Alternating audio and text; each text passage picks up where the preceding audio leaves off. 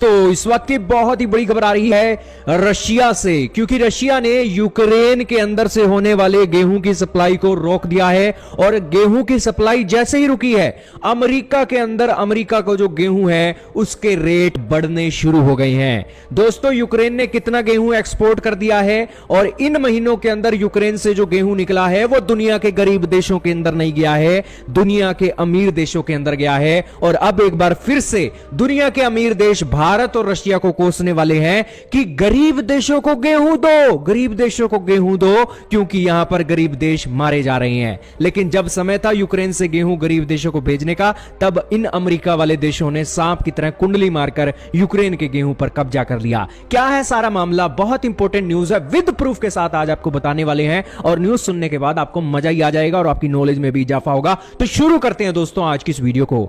दोस्तों, 1 अगस्त की वो बात है जब रशिया और यूक्रेन के बीच डील हो गई थी और यूक्रेन से जो पहली शिप है गेहूं से भरी हुई वो यूक्रेन से 1 अगस्त को चली थी। 1 अगस्त से लेकर 28 अक्टूबर तक 9.3 मिलियन टन का जो गेहूं है वो ब्लैक सी के रास्ते से दुनिया के कोने कोने में गया है। यूनाइटेड नेशन की ये रिपोर्ट बताती है 9.3 मिलियन टन कितना है दोस्तों?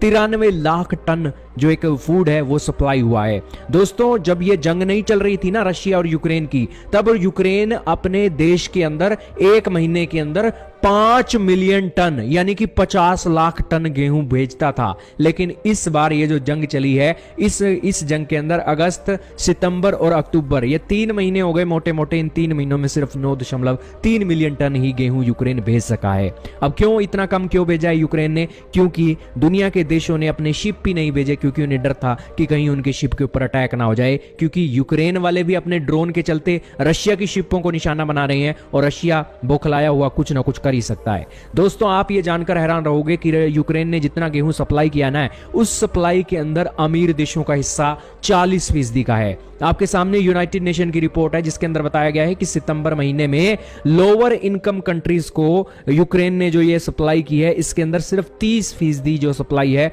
वो लोअर इनकम कंट्रीज के अंदर हुई है और 44% जो सप्लाई है हाई इनकम कंट्रीज के अंदर हुई है।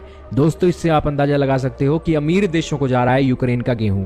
अब दोस्तों, पहले किसको जाता था यूक्रेन का गेहूं? गरीब देशों को जाता था, जैसे इजिप्ट हो गया, इंडोनेशिया हो गया, बांग्लादेश हो गया। लेकिन अब जा रहा है स्पेन के अंदर, तुर्की के अंदर, इटली के अंदर, चाइना के अंदर, नीदरलैंड के अंदर। ये अमीर देश हैं दोस्तों। इन 3 महीनों ने तो अपना स्टॉक पूरा कर दिया है। गरीब देशों को बेचारों को गेहूं नहीं मिला और वो लाले पड़ रहे हैं। अब वो फिर गरीब देशों के नाम पर रशिया के ऊपर दबाव बनाएंगे, भारत के ऊपर दबाव बनाएंगे।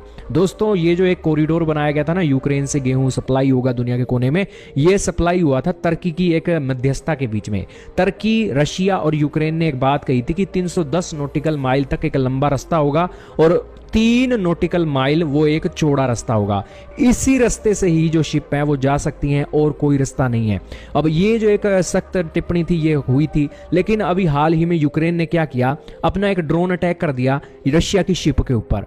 दोस्तों, तुर्की को अपने यूक्रेन को कई ऐसे ड्रोन मिले हुए हैं, समुद्र के भी ड्रोन मिले हुए हैं। वो समुद्र के ड्रोन से इन्होंने रशिया की शिप को उड़ा दिया। उसके बाद रशिया ने कहा कि ये ब्लैक सी के अंदर सारा गेहूं रुकने वाला है और रशिया ने फिर यूक्रेन के जो इनके बिजली के कई ऐसे पावर स्टेशन है वहां पर भी अटैक किया और यूक्रेन के अंदर बिजली का संकट भी चल रहा है। और अब ये जो ब्लैक सी की सप्लाई है ना रुकने वाली है। रशिया ने कहा है कि ये जो ड्रोन अटैक हो रहे हैं मेरे ऊपर, और ये इसके ऊपर सबसे पहले यूक्रेन के थ्रू गारंटी दिलवाओ और हमारे ऊपर अटैक बंद हो, फिर हम ग्रीन डील को रिज्यूम करेंगे। तो ये बातें चल रही हैं। लेकिन यूक्रेन के पास अब सिर्फ यही ऑप्शन है कि इन रास्तों से वो गेहूं की सप्लाई कर सकते हैं। कौन से रास्ते हैं?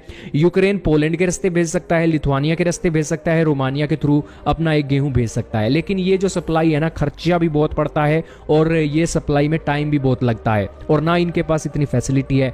ये गेहूं जाएगा तो ट्रेनों के जरिए जाएगा, दूसरी तरफ एक अपने ट्रकों के जरिए जाएगा, बोरियों में लाद लाद कर ये अपना सामान भेजेंगे। दूसरी तरफ अपने ये जो शिपें होती हैं, शिपों में तो पाइपलाइनों के थ्रू बड़े बड़े ग्रेन सिस्टम होते हैं, वहां से सीधी एक शिपों के अंदर सामान लगते हैं और फिर दुनिया के कोने में चला जाता है। तो ये सिस्टम है दोस्तों। अब यूक्रेन के अंदर आ गया संकट। अब ये सारा सिस्टम चल रहा है ना, लेकिन अमेरिका वाले दोस्तों पूरे मजे में है।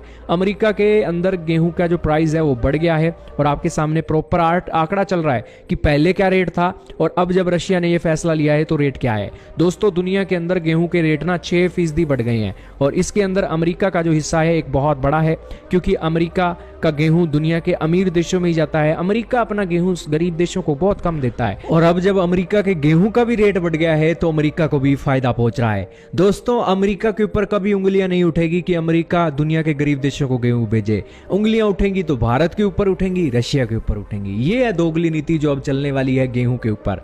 आपका क्या कहना है दोस्तों गेहूं के इस गेम के ऊपर? कमेंट सेक्शन में जरूर बताइएगा। लेकिन यूक्रेन और यूरोपियन यूनियन और अमेरिका जैसी कंट्री जिनके अंदर अच्छे खासे स्टॉक पड़े हैं वो गेहूं की सप्लाई नहीं करेंगे और उन्होंने इस सप्लाई के अंदर भी यूक्रेन से गेहूं उठाकर अपने देश के अंदर स्टॉक भरने का काम किया, जैसे कि तुर्की हो गया, चाइना हो गया। क्या कहना चाहोगे दोस्तों? कमेंट सेक्शन में बताइएगा। इस वीडियो में सिर्फ